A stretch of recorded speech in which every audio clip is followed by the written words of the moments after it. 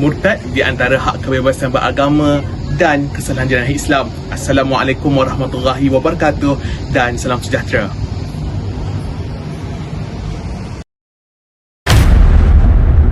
Cuba tanya dia statistik kes murtad di Malaysia ramai mana, di Selangor banyak mana, cuba tanya. Yang mana murtad ni dia boleh berlaku sama ada daripada sudut hati, daripada sudut ucapan kita.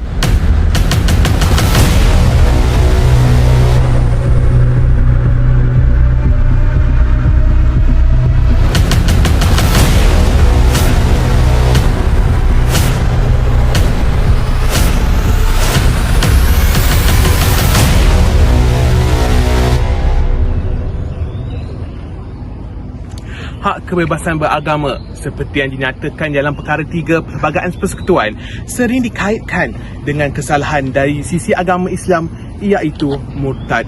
Menurut Kamus Dewan Bahasa dan Pustaka, murtad boleh didefinisikan sebagai orang yang keluar daripada agama Islam sama ada melalui perbuatan, perkataan atau niat.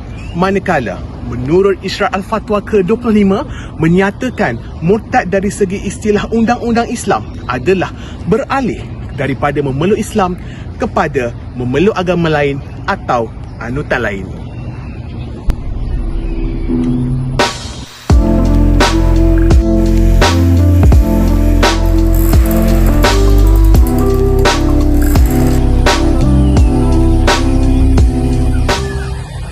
Menurut perkara 3 Perlembagaan Persekutuan, iaitu agama bagi persekutuan, menyatakan Islam adalah agama bagi persekutuan, tetapi agama-agama lain boleh diamalkan dengan aman dan damai di mana-mana bahagian persekutuan.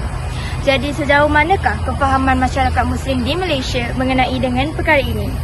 Ianya disebabkan sehingga ke hari ini terdapat segelintir kumpulan-kumpulan yang tidak bertanggungjawab mengelirukan masyarakat mengenai dengan perkara ini, dengan menyatakan bahawa seseorang itu bebas untuk melakukan aktiviti-aktiviti keagamaan lain walaupun dia merupakan seorang yang beragama Islam.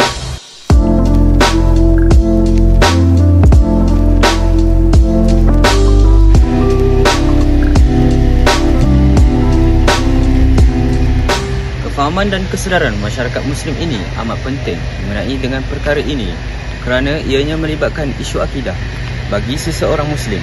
Tidak dinafikan lagi, negara kita mempunyai masyarakat yang berbilang kaum dan kepelbagaian agama yang boleh diraikan secara aman dan damai.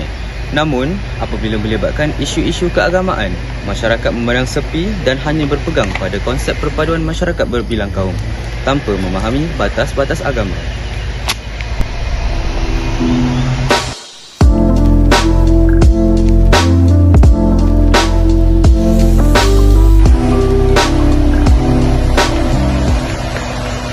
Oleh itu, sebuah temu ramah dilakukan kepada orang awam yang berada di sekitar kawasan Taman Tasik Botani Putrajaya pada 14 Mei dilaksanakan untuk mengetahui kefahaman mereka mengenai dengan perkara 3 ini, dan adakah mereka mengetahui dengan mengamalkan perkara yang melibatkan agama lain ini menyebabkan mereka terjerumus dengan murtad tanpa mereka sedar.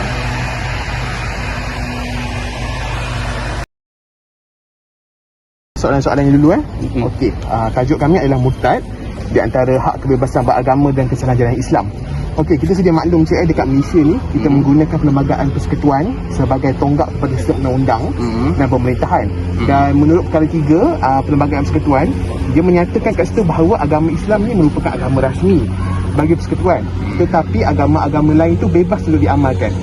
Soalan saya yang pertama kepada Encik, apakah yang Encik faham mengenai dengan konteks murtad, dan adakah ianya menyalahi undang-undang jika seseorang yang beragama Islam itu memilih jalan untuk murtad, sedangkan dalam perkara 3 tadi menyatakan bahawa agama-agama lain boleh diamalkan dengan aman dan damai? Kali kalau kita lihat definisi murtad ni, bagi orang Islam, murtad ni adalah bila kita keluar daripada agama kita lah, agama Islam kan. Dari sudut Islam memang salah kan, berdosa besar lah kan. Okey. Tapi kalau kita pandang dari sudut agama, perlembagaan negara, ia hanyalah dia hanyalah satu perlembagaan yang dibuat oleh manusia sahaja, kan, oleh pihak kerajaan untuk memastikan keharmonian kaum dan agama di dalam negara ni. Sebagai umat Islam, saya rasa kita bertanggungjawab untuk memelihara kita punya kesucian agama Islam lah. Menurut hukum undang-undang Islam atau sebagai hukum hudud, mereka yang murtad ini akan dikenakan hukuman mati jika tidak bertaubat selama 3 hari selepas mereka isytiharkan mereka murtad, dari segi perbuatan, perkataan ataupun niat. Dari manakala dari segi hukuman Mahkamah Syariah di Malaysia pula, hukumannya adalah cenderung kepada denda, sebatan ataupun hukuman penjara. Yang ini apa perbezaan antara hukum syariah dan juga hukuman sivil?